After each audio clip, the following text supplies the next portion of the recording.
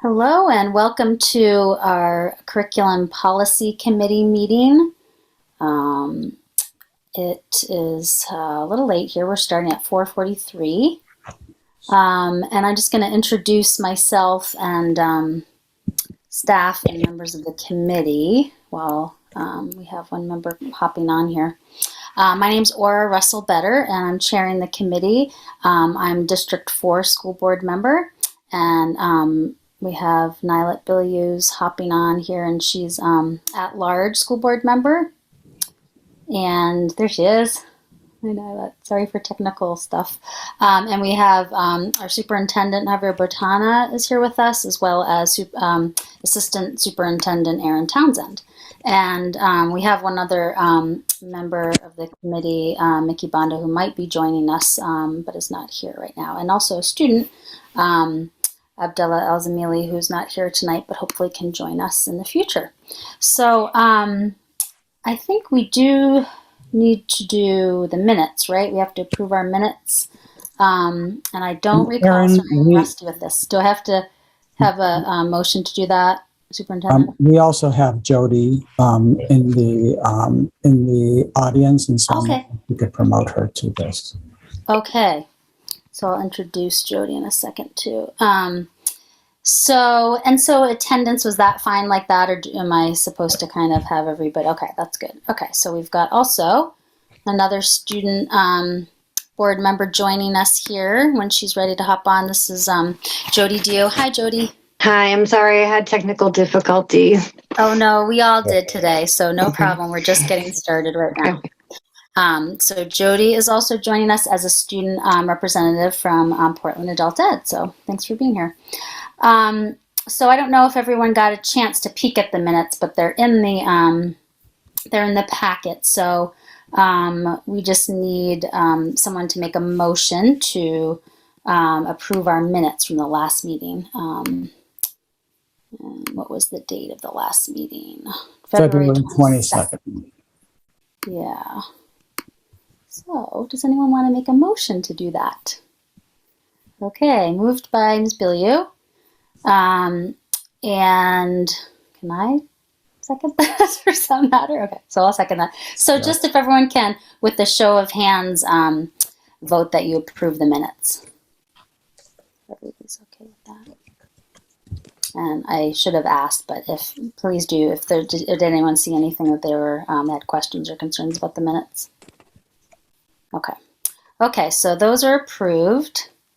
I'm sorry, I'm just trying to peek at my my little reminders about agenda, going through our meetings here. Okay, so we got through the minutes. So if everybody wants to just have their agenda up, I don't know if you are in board docs there, Jody, if you, yep, okay, great. So if you both have the agenda up, we just have a few items on here. Oh, and I'm sorry, I didn't introduce Malia, who hopped on. Hi, Malia. Sorry about that. So Malia Nally joined us, also an assistant superintendent. So this committee this year has been joined curriculum and policy. So we have both our district staff leaders on both those issues joining our meeting. So thank you for being here. So we can get started, and Mr. Townsend's going to lead us through our agenda here tonight. Thank you. Great. Yeah, I'll handle the first item, and then I'll turn it over to Assistant Superintendent Nolly for the second issue. So from our last meeting back in February, I brought forward some proposed revisions to the child abuse and neglect policy. We'd had a conversation which centered a fair bit towards the end on the incorporation of language from the visitor policy into the child abuse and neglect policy, and what level of discretion we had to potentially change that. And so kind of the next steps were for me to follow up with council about, what was statutory, where we didn't have discretion, and where we did. And again, some of the other changes in there were driven by statutory changes in terms of some of the definitions of child abuse, the utilization of the electronic reporting tool. So a lot of those were, just kind of straightforward out of that. But we had, there's Mickey. I'm going to promote Mickey here real quick. Pause while she comes over.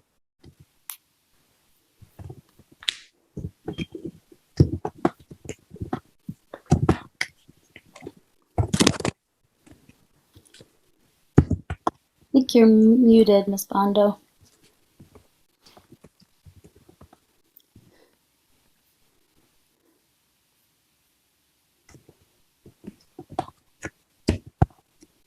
So Mickey Bondo, board member District 1, I hope I'm right on that, is just joining us. So yeah, she's trying to figure out on phone. So go ahead, Mr. Townsend. Okay. So essentially, when I consulted with council about that, their recommendation was that the prior language from the visitor policy that we were trying to incorporate and about which we had, a fair amount of discussion was outdated and should not be included. And so, and maybe I'll share my screen now to make it kind of clear to everybody, including to Claire. Hi, Claire. I'm glad you can join us at this earlier time.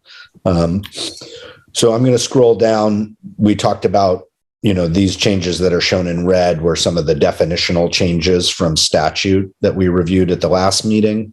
If we scroll down to Section 5 here, interviews of child and school personnel. This is the language that is statutory from and that they recommended adopting in whole and not altering was the council's recommendation. So we had this language plus the language from the visitor policy. So this draft reflects the removal of the visitor language policy, which hadn't been in there, and is just, the current kind of statutory language around interviewing children, as it kind of says. So essentially back to the point we, discussed around whether there are further restrictions and such we might want to be able to put into place.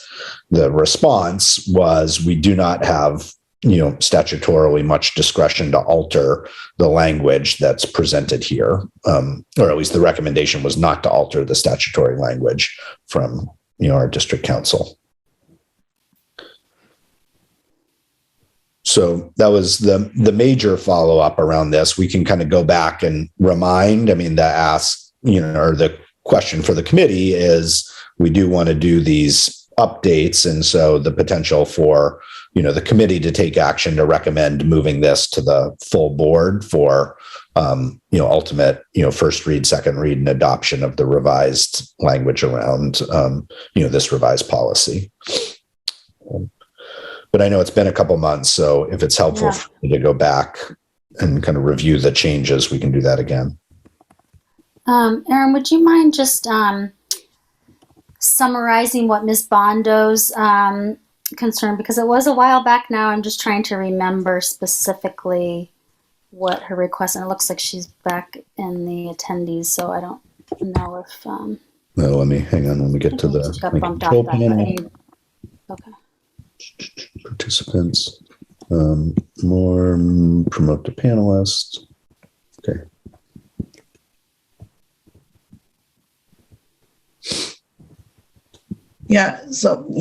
Thank you, Aura. So what I was saying, I think we have one on the bullet or paragraph mentioned about the authorization. I think DHS, they had the school, they have power over the school to come and I think interview or retain or moving a child out of the school without the parent permission. So I think it was my concern. So it was one on the language on this policy has stated that. Yeah. So that language was part of what had been in the visitor policy. And, I think if we review this section here, there is no longer language around removal of the student. This language refers to just governing the interview of a child at the school level. Oh, okay.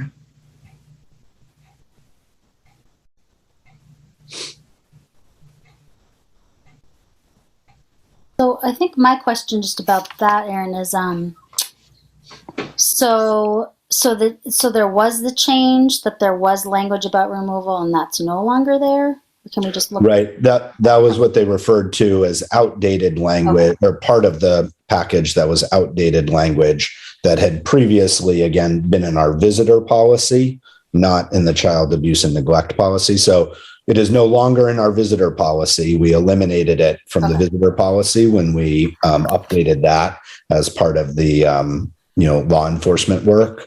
And we had anticipated the need to incorporate it here, but based on, the more recent statutory revisions, the guidance was it's now outdated and we should not include it here and just eliminate it and go with the language that's presented here. Okay, so am I correct in understanding that by law or, by DHS's rights, they, we have to let them come and interview a child, but we can have these specific criteria around it. But the part about taking a child out that Ms. Bondo's concern was about, do you have clear understanding about what their rights are and aren't in that? I just trying to understand what, or was the concern more, Ms. Bondo, thinking that you would want to have a parent, like kind of the parent contact and involvement with that? I just don't know what is legally as a school, what legally DHHS can do, I guess is my question. Yeah, I mean, I understood Ms. Bondo's concerns being around just the, some of the cultural understandings and the issues with families and the removal. In terms of the specific legal authority around removal of the student, I'm not totally clear, but excuse me. But I guess I would presume removing it from school seems, contrary to kind of student well-being and so forth. But, it's no longer, there aren't terms that stipulate like how that would need, that it could happen or how that would happen in this version of the policy. So I guess I'd like to hear, I want go ahead, and I just wanted to say that I'd love to hear what other members think about us having more specific language about in a scenario where that may be. So go ahead, Matt. Sorry, I'm just unclear on kind of everything. So were you saying that the language up there was what we were advised not to keep anymore, and or this is what we were advised to keep? Okay. Yeah. And the language that we worked on last time was what, or like us trying to change it last time is what they advised us not to do. Correct. Okay.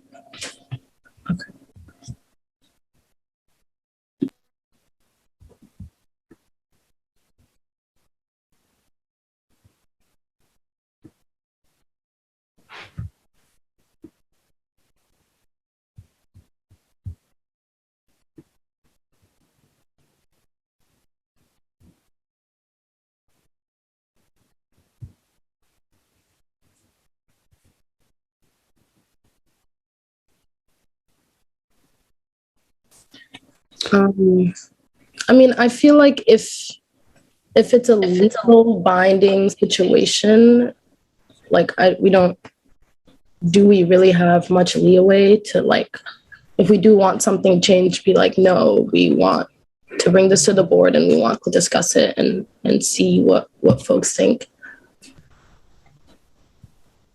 So can I just direct people just so that everybody has a full understanding of what is being removed? If you would open the file in board docs that is labeled as the draft that we reviewed on 2/22/22, then go down to the section that actually shows what is being removed, and it's letter G.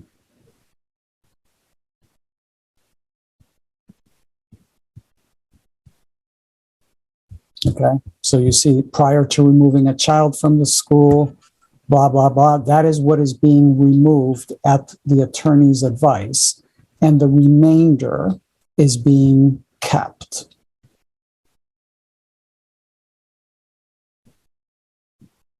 Actually, no, that's not what's being kept. There's new language that is being added, correct? Aaron, that is the specific statutory reference, which is what we looked at before. Right. Both sections F and G were the language from the visitor policy, and that's what we've been advised to not include. And so all of this language, including this had been brought over from the visitor policy. So I have eliminated that as well. So the sub bullets A, B, C, D, and E is the current, recommended language. Thank you.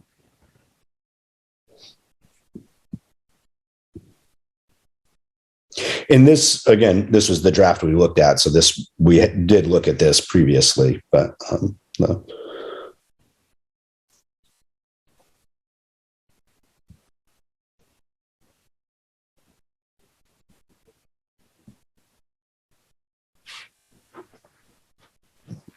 Aaron, would you mind just scrolling a little further? Like how much more beyond? Okay.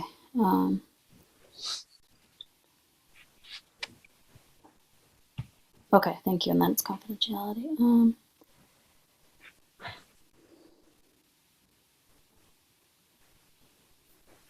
So just a clarification, I see now where we have removed the F and G. So the clarification aspect of the one little more up, I mean the A, B, C, D, and E is under neglect from families to the child. I mean, when we come to that context, I mean, the DHHS can make the interview without the parents being informed. Right, Aaron? That's correct? Yep. These are the stipulations around which they can interview the child there. And that, let me find the... It's C that says not place conditions. Including the last section requiring notice to or consent from a parent or guardian. And that's in statute. Right. Okay. Yeah, see. Yeah. So this is required for all grades, I mean, from pre-K to 12? Yes. Okay. It's also, I think I would say, E, not disclose any information about the intention to interview the child except to school officials or the school's attorney who need the information to comply with the interview.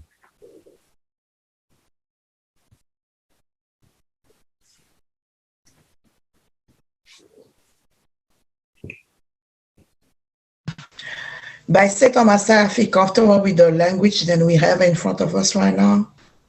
It's really making more sense than we ever previously. Great.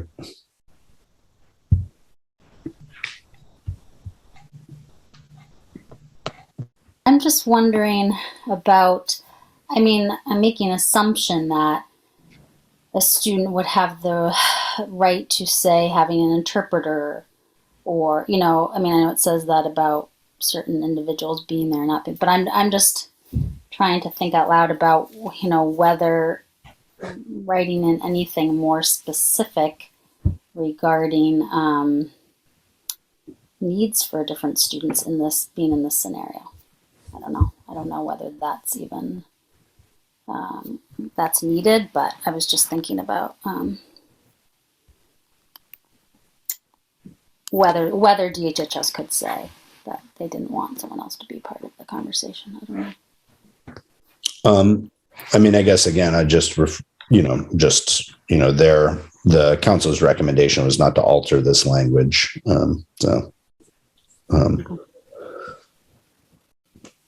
Just in terms of the conversation we had about what level of discretion we have to modify this, there's essentially response was very little. Right. Or that was their recommendation, right? From the.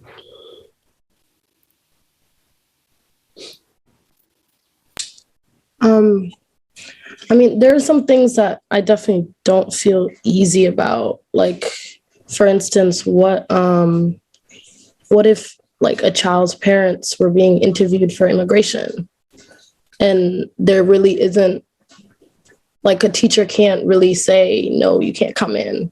There isn't really like a base point. So it's just, like, I guess I'm wondering if that, what could you guys tell us what that looks like? Like, could a teacher or could administration say, we don't feel safe for DHS to communicate with this person?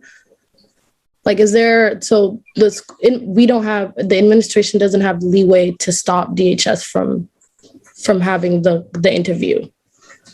That's correct. That's what number C or letter C says.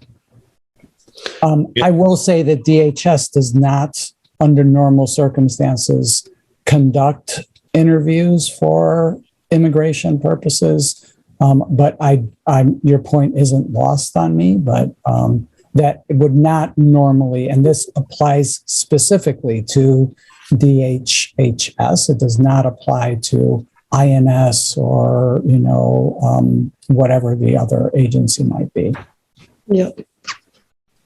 Or the state police or, anything along those lines. But it is absolutely not lost on me. And I think that that's why we have that language in the visitors to the schools policy.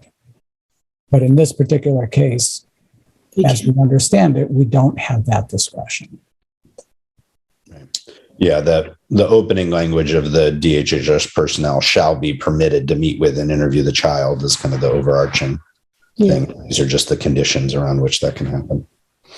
And this is an interview of the child, not an interview of the parents as well. So, which doesn't make it, 100% safe.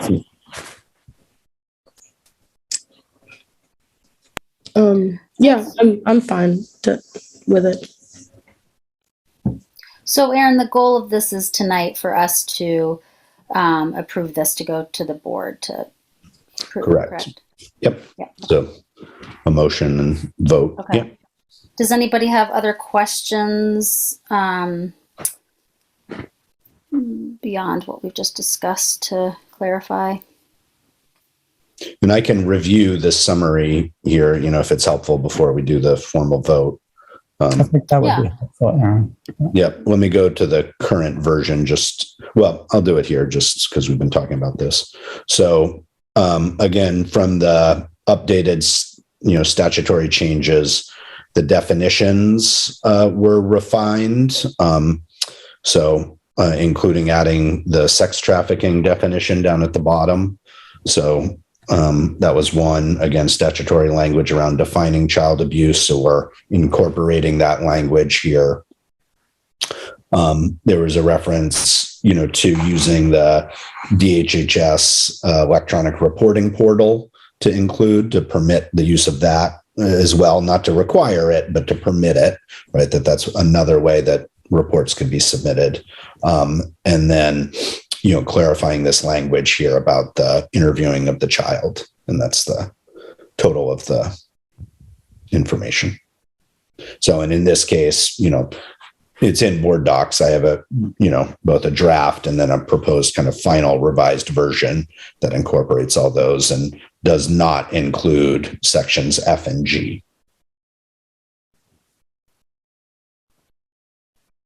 And then minorly, there were some references at the end that we updated.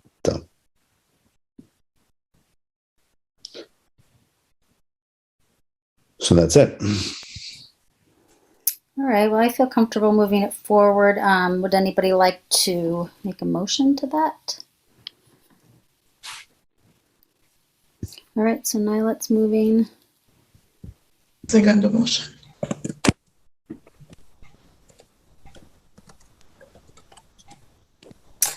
The changes to the child abuse reporting policy forward to the full board. You can raise your hand.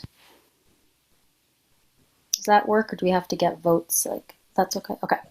So it looks like it's unanimous that we will pass that forward. Will that go to the next meeting, Mr. Townsend, or when they jump? We'll leave it to the superintendent and the chair to agendize it, kind of moving forward with the flow of things. Okay, great. Thank you for your work on that. Sure. Yeah. Thank you. I'll turn it. Yep. Go ahead. You can do it. To Ms. Nally, so we didn't have anything else for policy tonight. Okay. thank you. Go ahead. Great. So I wanted to tee up a policy just and to get input from the committee on your level of interest in doing some work on this, as well as your thoughts pertaining to stakeholder engagement around it.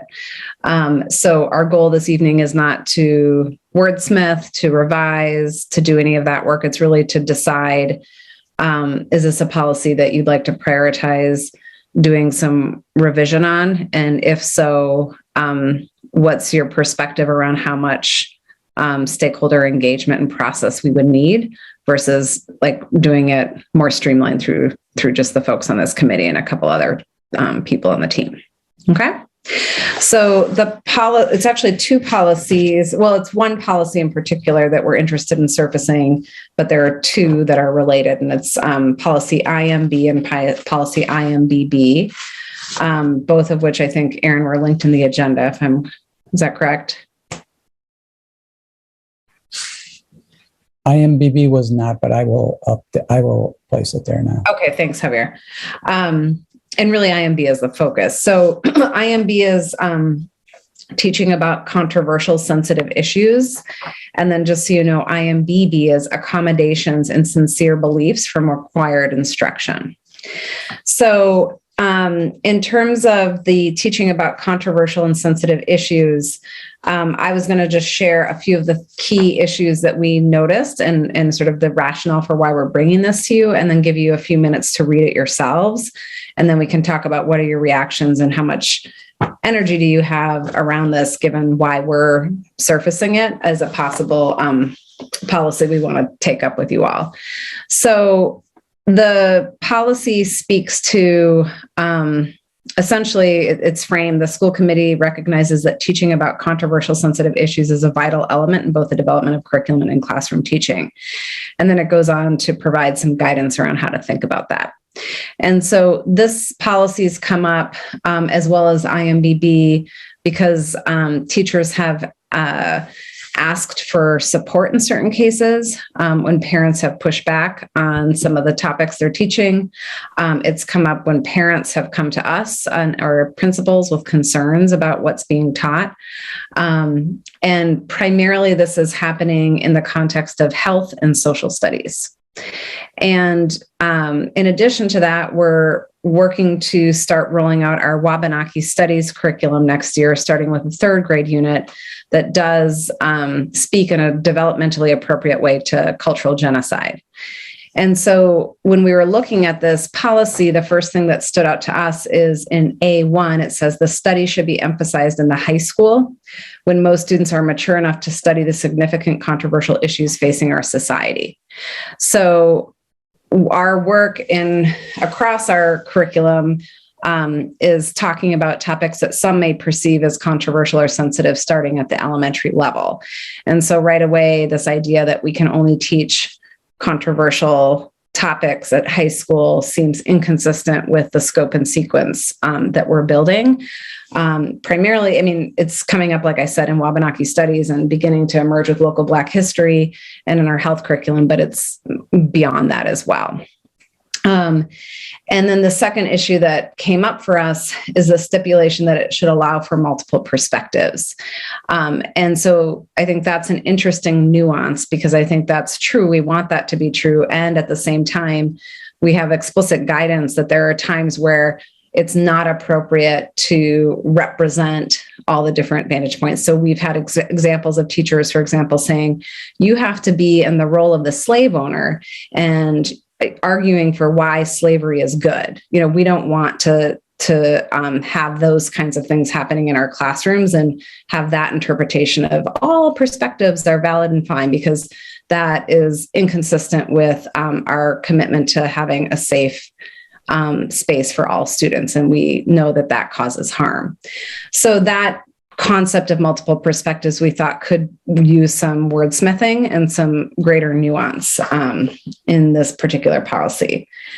And then it goes on to speak in C1 about the maturity level of students. So we wondered about that language and the interpretation of that, and talked as a team internally in academics about preferring something more aligned with the concept of developmentally appropriate, which is probably also open for interpretation, but at least there's research connected to developmentally appropriate kind of trajectories of learning. And I think those are the main things. There's other stuff in here. There's small things, like it still has gendered language, that we're trying to clean up across all of our policies. This was last revised in 2007. So it's been, a long time since we've come back to this.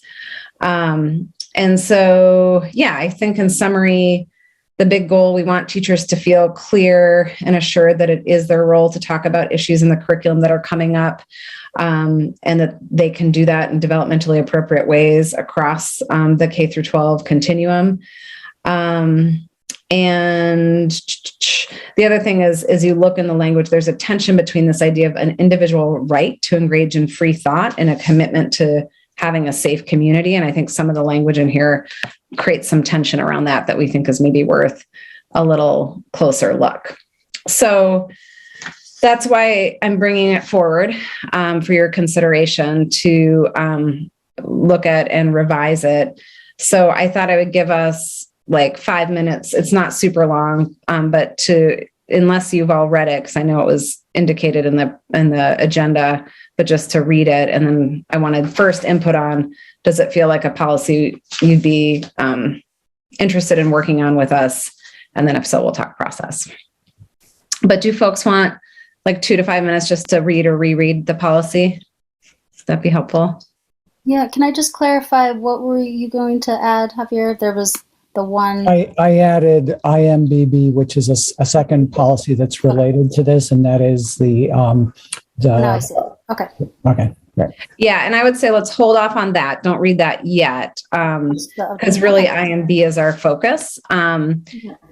Maybe I'll just add the context and then do some quiet read if you want. But IMBB is connected because it talks about when a parent wants to opt their child out of a part of the curriculum due to sincere beliefs. And so we reviewed this and we actually think it's pretty good language. So we were anticipating potentially having some concerns. Our view was that our issue with this is more to do with an inconsistent implementation of the policy, but that the policy language was fine. But I did want to surface it in this conversation because I'd say it's worth you all looking at as well. But for purposes of right now, I think if you can focus on just IMB, which was linked in there before, because that's the one that we know or we believe has is somewhat problematic in its current iteration. Okay. So can you copy and paste on the chat so I can, I'm going to be able to read it. I don't have my board computer. So I'm in my office, so I cannot access the doc. So I can be able to read from the chart. Thank you. Hold on. You're doing that? Okay. Yes, thank you. Oh, there you go. Yeah. So do you want to take a couple minutes to just read or reskim it? Okay. Just give me a thumbs up when you're ready.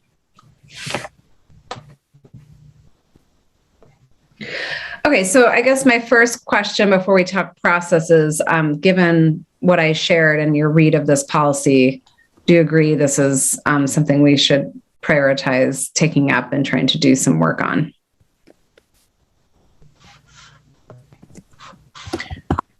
I have a question on just a clarification.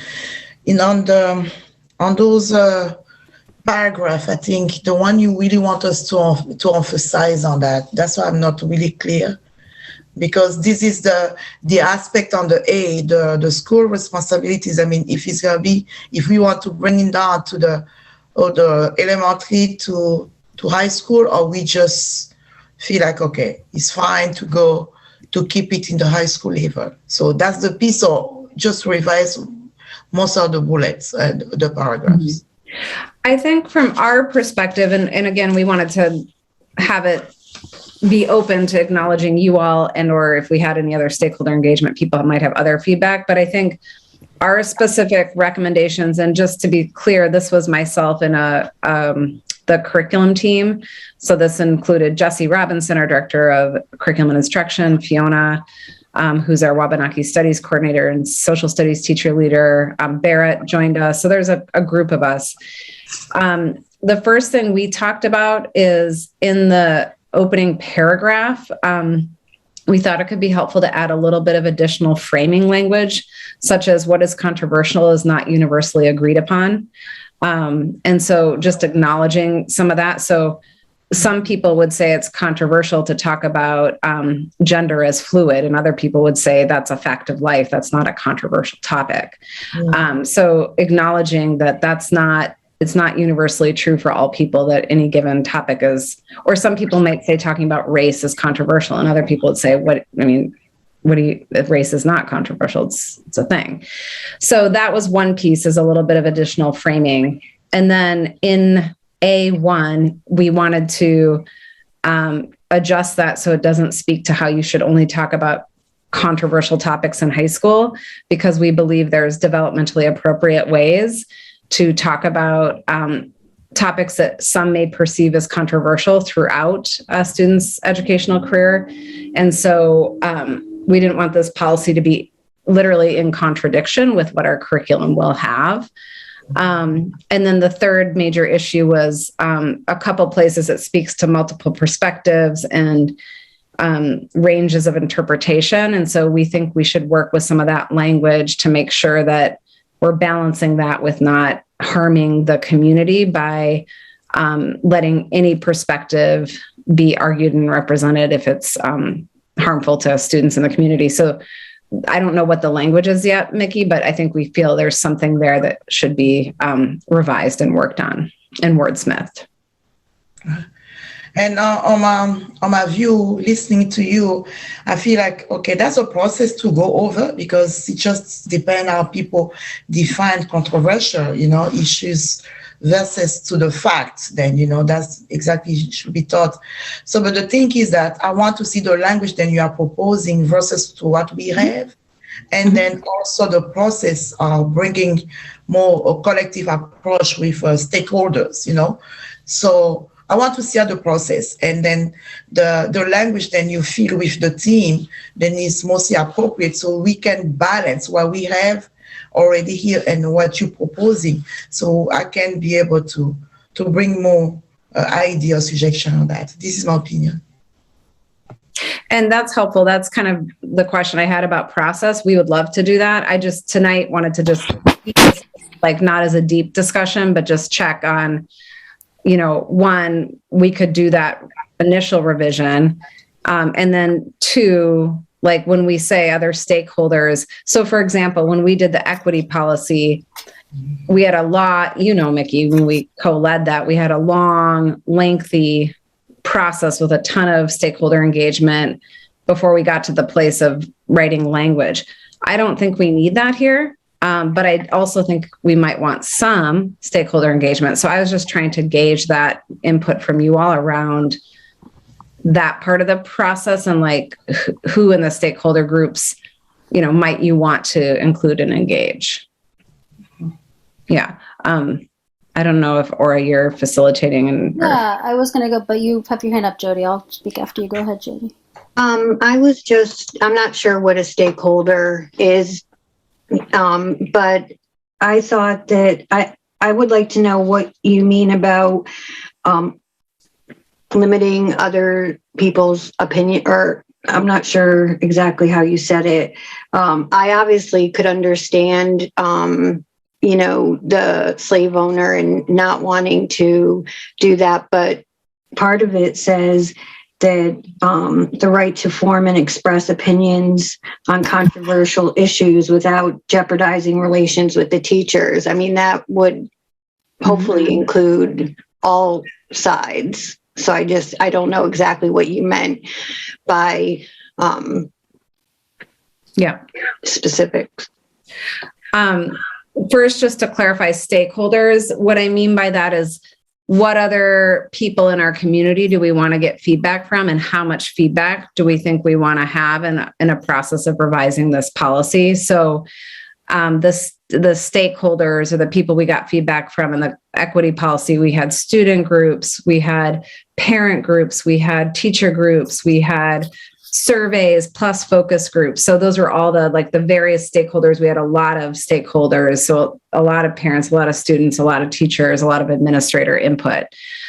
So that's, Jody, what I was trying to get a sense of is like which groups and how much of that do we feel is needed here? Because, I think we could make it this very streamlined and efficient by proposing language, bringing it to you all. You can give us feedback and we could be done.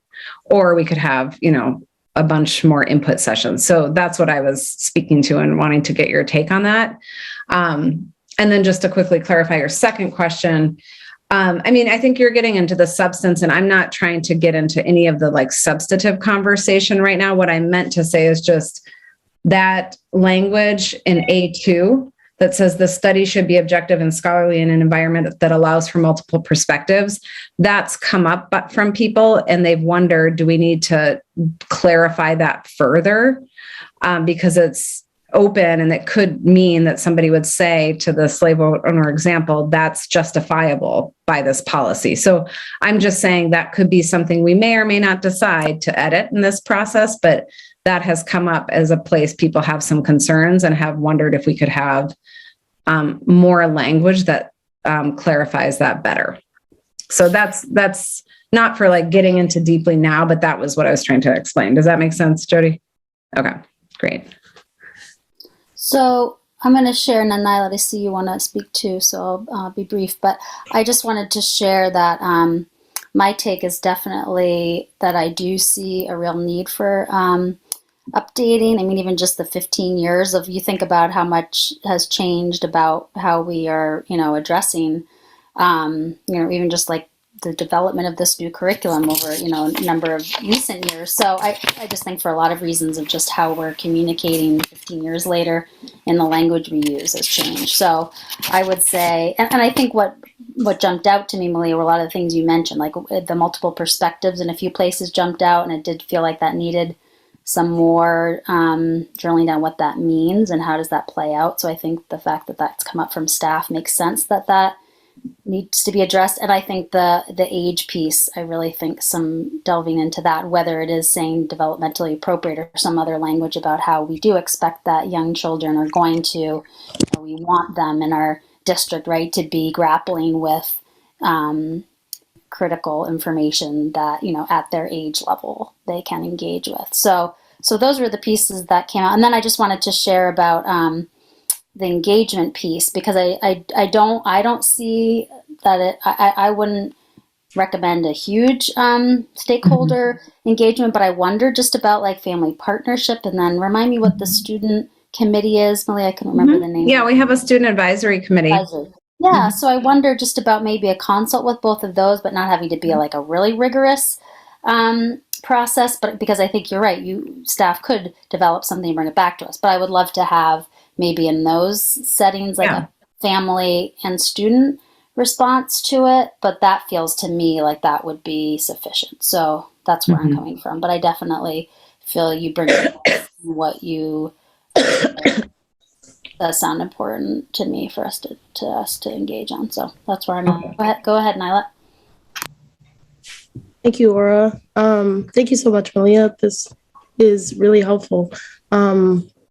I think this kind of speaks to some of what Barrett was saying about confusion around the N-word, or people not being sure about, how to present that language or how to actualize that language so people can think, yeah, I can't say that. And that's a solid reason for why I can't say that. Or, no, that isn't because this such and such can say it. So it doesn't validate why I can't say it.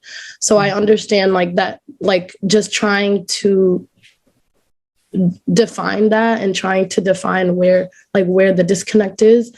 I personally think this is where we should use a lot of stakeholder interaction, because there are a lot of organizations that are personally and socially working around these type of controversies to make them specifically worded so that those methods and some of the ways we would like people to address these things can be actualized and can be vocalized.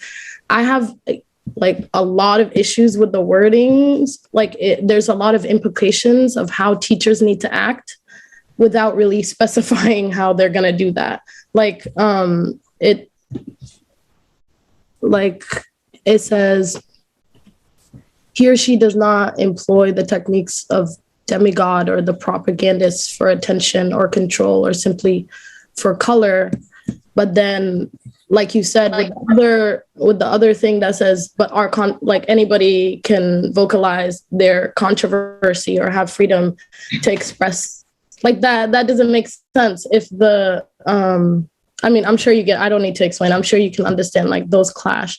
So I personally would like at least maybe one or two outside organizations that are working on racial equity work, just to help us, be more diligent about some of these wordings, so that when we're getting pushback, we can be like this is what we did. We consulted with these folks and this is how we came about. And we feel like this is what we needed to, this is the communities we needed to include in this process to fully understand how we want to word, or like how we want to structure this. So I appreciate it. I personally think it's something we should deliberately work on, because this is where a lot of those issues end up happening, or like a lot of that confusion ends up coming up. Mm-hmm. Do you have ideas about when you talked about consulting organizations? So I'm hearing yes from folks, yes, some stakeholder engagement, parent group, student group, and then Nyla, you're adding in maybe a couple partner organizations. Are there a couple that come to mind for you for this? Yeah, I mean, I think Portland Empowered would be great. And then I think Maine Equal Justice, or the racial equity, sorry, I'm blanking. There's a racial equity organization out of Bangor that does a lot of racial equity. I can get back to you with the list, or try to maybe work on how, like, what specific educational orgs that we can ask for help. Okay. I'll make that in that.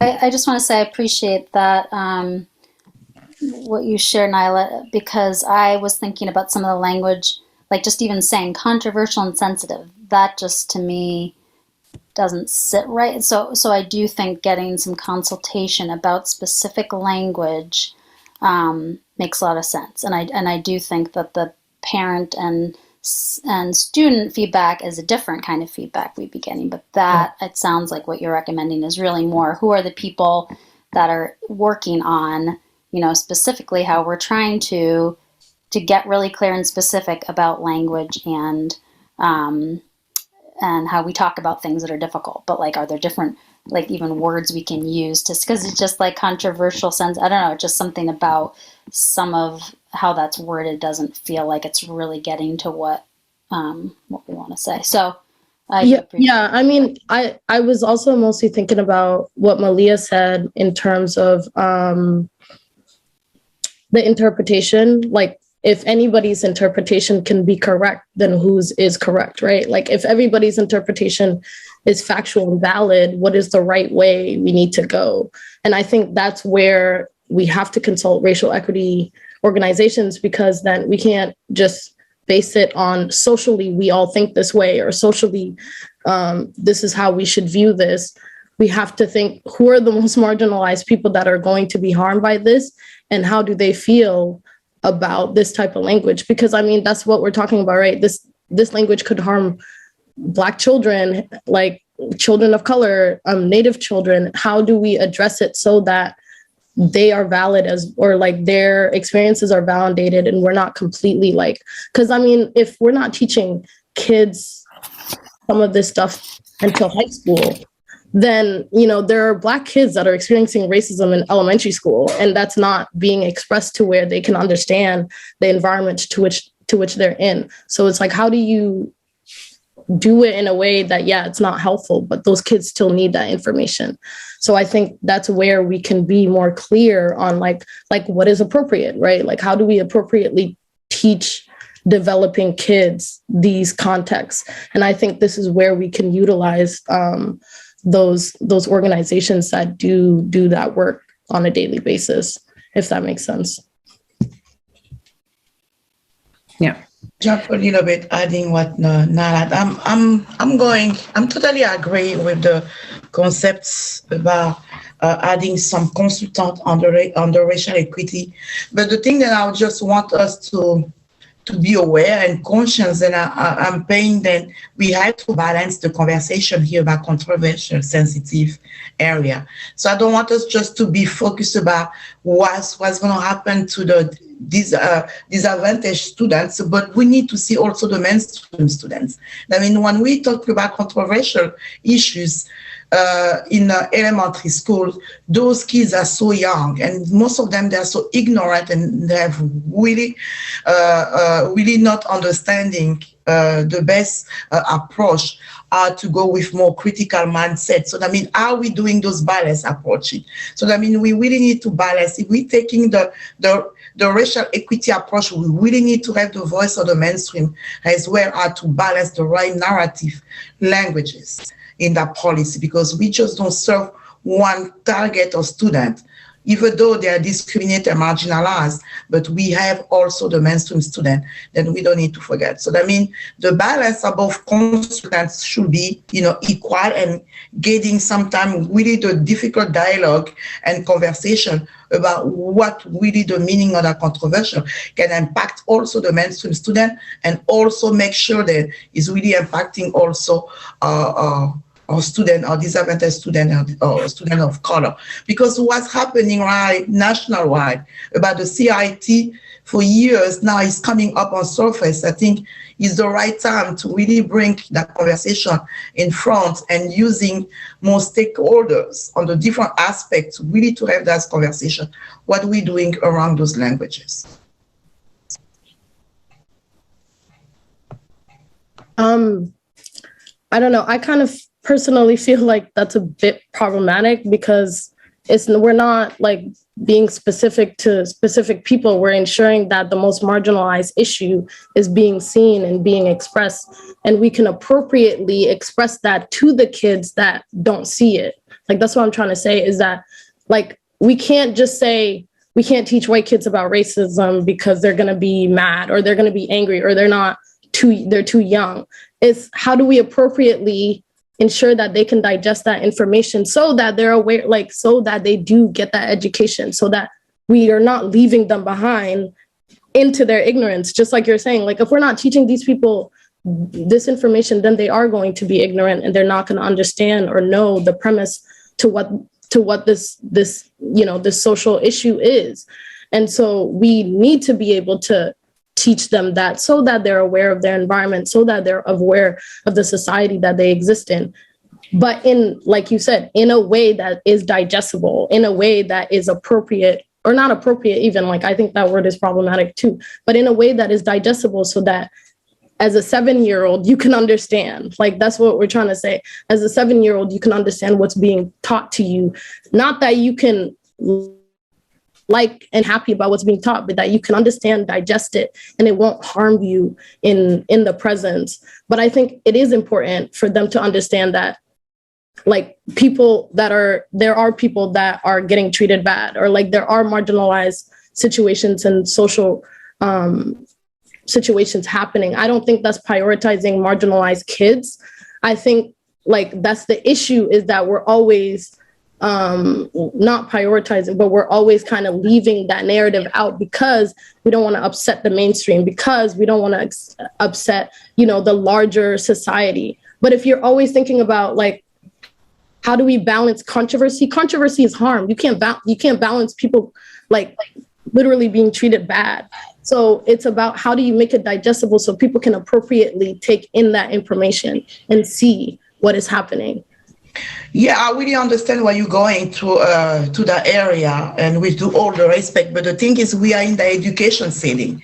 So that means we really need to be able to absorb those pipeline of information and having everybody on the table decision. And then balancing the conversation. I mean, that's exactly where we come with a clear language. Then, all the teachers, the thing is, are teachers going to use those policies and applying it to their learning strategies? So all different students from different level can really understand those controversial and sensitive. So that means, are we balancing? Because you can make something really good, a good policy, but it's not being used. So that means they've been rejected for some teacher because they just don't recognize the value of moving those policies, because most of those voices, they were not included to the platform to try to build a more balanced policies and to be used. So I think that's exactly what I'm coming from. Then I really need some time to have a hard conversation, but we really need to incorporate most of those voices. Yeah. Malia, do you want to respond? I know you were waiting too, Jody, but I just wanted to let Malia respond. No, I mean, I have, Jody can go ahead and then I can share. I just have like some concrete examples that might ground us. And so go ahead, Jody, and then I can chime in. I just wanted to say I agree with Ms. Bondo in a way. I understand that, because I think with the controversial subjects, there's more than one subject. And I forget what I was going to say exactly, but I think it's very important how do you find, how do parents get a say in this stakeholder thing? Like, what is it, the same group of parents? Is it a wide range of parents? How do you do that? I'm curious. Well, and I guess is that a question, Jody? Yeah, I think that it really depends on the situation, because like I said, there's so many things that can be considered controversial, but I think that parents, I just think that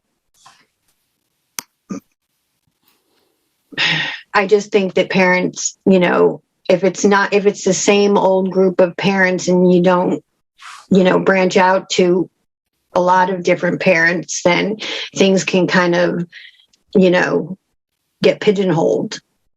Yeah. So I was just curious how you get parents' opinions. Well, I think that generally speaking, the work of curriculum development is what our educators are hired to do as the experts. And so we have ways that we will involve various parents and advisors in the development of things. But I think curriculum development we see as the purview of the educators, that are hired to do that work. And so I think this policy isn't really about defining our curriculum. I think it's more just in the case where there's what somebody might perceive as a controversial topic being taught. It's supposed to give some guidance for how we think about that. And so I'm not, when we're building, for example, our Wabanaki Studies curriculum, we have extensive advisor engagement, lots of educator collaboration, but we're not bringing all of our curriculum out to parents to ask their opinion, because we know the standards, we know the educational best practice, and that's what grounds how we make decisions about what we design and what we adopt in terms of curriculum. So that's kind of in response to your question about that piece. But I think I wanted to give a couple quick examples. I know we're rounding on time, and this has been great because I feel clear that yes, we should take it up. Yes, we want some engagement, and a good next step would be maybe some proposed revisions and some setting up of a few stakeholder input processes.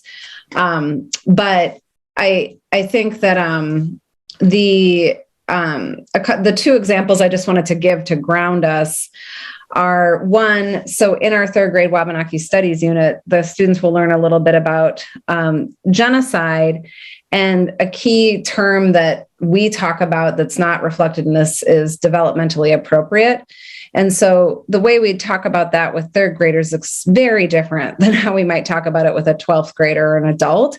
But we're just trying to help kids understand that, it's about building a relationship with the river, right? And how the river is connected to the salmon, which is connected to life, which is connected to spirituality and culture. And so kids are not going to be coming in like hard charging, like, oh, there's genocide, but it's more like, oh, they're discovering experientially this understanding of the connection and relationship with the water and how that was the source of culture and life.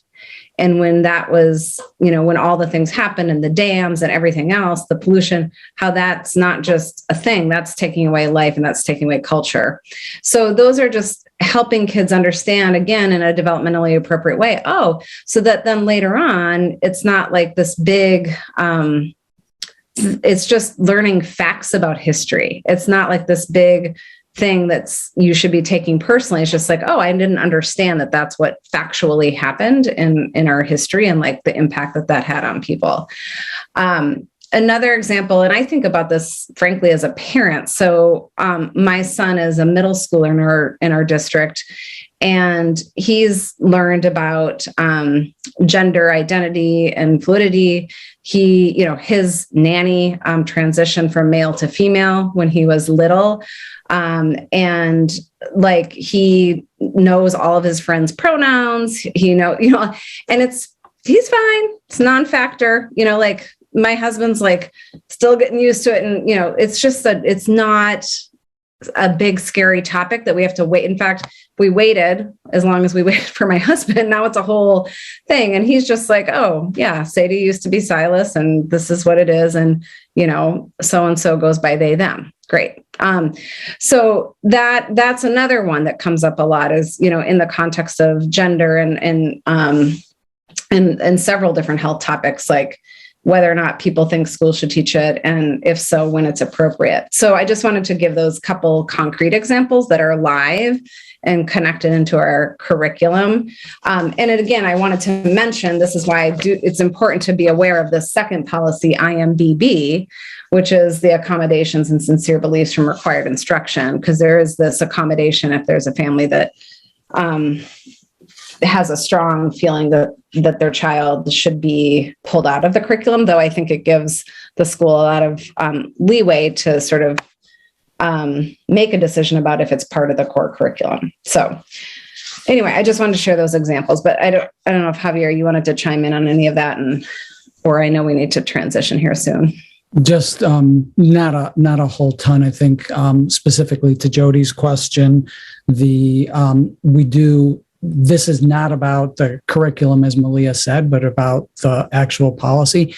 And the family engagement advisory committee is generally one of the central players in that conversation. That is a board constituted, family engagement group that is used for those purposes. So many of the policies that we've developed around different things like that we reviewed earlier on suspensions, expulsions, things along those lines. Those have been reviewed through the Family Engagement Policy Committee. So I think that's the primary source for it. So it's not everybody and just having a public vote on the policy. That is ultimately the board's responsibility, and the board is saying that they want engagement, and there are appropriate places to go find that support. And then I was going to also add what Malia just did around the reason that we're looking at policy IMBB at the same time is because it offers that level of, where somebody who wasn't at the table when this policy was developed may raise concerns that they have, and, whether it's appropriate for us to push forward with that instruction or what alternatives might be. So I do think that it's important to look at those side by side, even though today we really wanted to focus on this issue of, the teaching of topics that some might find to be controversial. And that's what I want to close with is, two things. One, this isn't happening in a vacuum. This is happening at a time that across the country, teachers are being told you can't talk about these things. And so I think it's important for us to assert. And that's the reason we went back and looked at this policy is like, what do we say about those things? And find that our current language is lacking in, consistency with who we are and what we believe as an organization.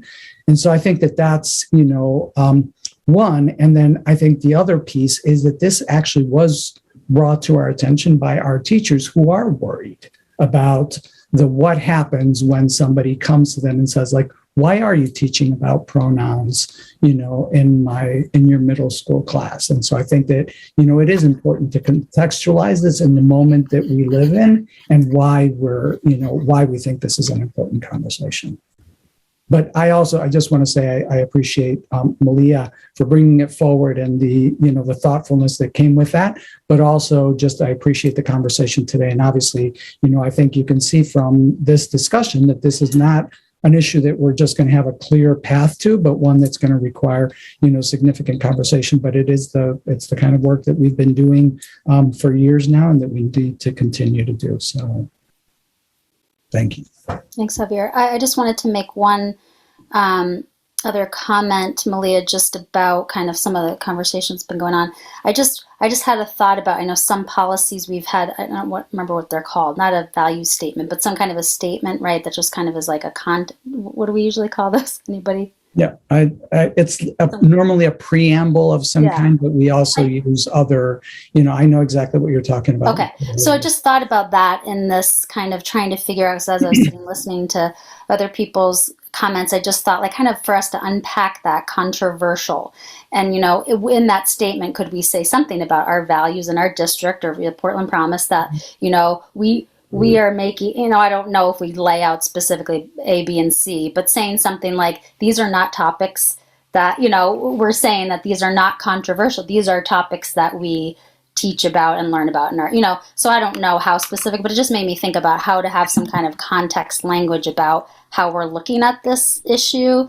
And, then there is also still going to be controversial topics, but like saying that, talking about racism, talking about homophobia and gender identity, these are not things that we identify in our district, or that's our goal, is to be working towards. Those are not controversial. They're challenging because they're part of what our students and communities deal with every day. But just something about, I think, unpacking the controversial and having some sort of overarching statement was just kind of where I was landing. So just wanted to give that thought. Yeah, I think that was one of the recommendations I was sharing the team made, is that we need a little bit of additional framing in that paragraph. Yeah. That was that comment I made about like what's controversial is not universally agreed upon, is like an example of something. And so, yes, totally agree, or that would be part of the revision. So did you feel like this was helpful, Leah, to just get? Yeah, this was perfect. I think, so my takeaway is, yes, work on the policy. Yes, we want stakeholder engagement. Specifically, it would be helpful for us to maybe draft some version, like an initial version, and that we would want to get input from the Family Advisory Committee, the Student Advisory Committee, bring it to Portland Empowered. Our Student Advisory, we co-design with Portland Empowered, so I'll talk with Liz and we can kind of figure that out. And then NILAT will follow up if there's a couple other kind of organizations that she's thinking of. We'll think of that too. I'm just thinking, so when's our next committee meeting? This committee? So we meet May 24th. 24, yep. So I guess just this will help me kind of execute effectively. So would it make sense if I, by the next meeting, have some draft language? I'll see if the student and or parent advisory teams can fit it on an agenda. If not, at least I'd bring it to us to look at some of that. And I'd share, here's what we've gotten input on so far. And then we can do our input. And then if I haven't gotten to the groups, I can go back to them after that for some final tuning. Would that work? So it seems like we might not. And then does this committee meet in June? I think so, yeah. We do. Okay. It does have a scheduled meeting that is June 28th. So we may want to discuss that at our next meeting. Okay. And then I just wanted potentially to ask challenging. Erin to say that again, Erin. No, just that's a pretty late date. I know I'll be on vacation at that time. Oh, But okay. Okay. So we could talk about rescheduling that maybe. I just wanted to ask before we finish, Erin, about the dress code policy. Kind of where is that needing to be on? yeah, the there's agenda? 2 other things happening, some similar engagement. So there was engagement steps that we're having calendared with some of these similar groups around the dress code. And then it's taken a little bit of time, but just because of everything everybody's weighing, but we're launching kind of the engagement process around staff harassment and discrimination policies, the other kind of bodies of work for this committee over the course of our year that are underway. So does timing wise, does that make sense to have? I just don't know, like time in our meeting. Would that be also a policy piece for the next committee, or is that just you two want to work on that? Well, I think maybe Malia and I can come back to you and we can send you a proposal of how to kind of stagger these once we clarify space on the agendas with some of these engagement groups so that we have a clearer sense of when we'd be able to bring things forward. Yeah. Sounds good. Great. Sounds good. All right. So a few more minutes. Does anybody have any last minute questions or thoughts before we finish up here? Thank you for everyone for good, robust discussion. Thanks staff for all of your work, and I'm looking forward to seeing where the work on that policy moves. So thank you for bringing that today, Malia. Okay, so was there anything else, Erin? Or no? Okay. So I just wanted to remind everyone, May 24th at 4:30 is our next meeting. And if anyone would like to move to end the meeting, that would be great. Now let's make an motion. I can second. Okay, so everyone in favor of ending tonight? Okay, so we're finishing at 5:57. Thank you, everybody. Great. Thanks, everybody. Nice to see you. Bye-bye. Bye.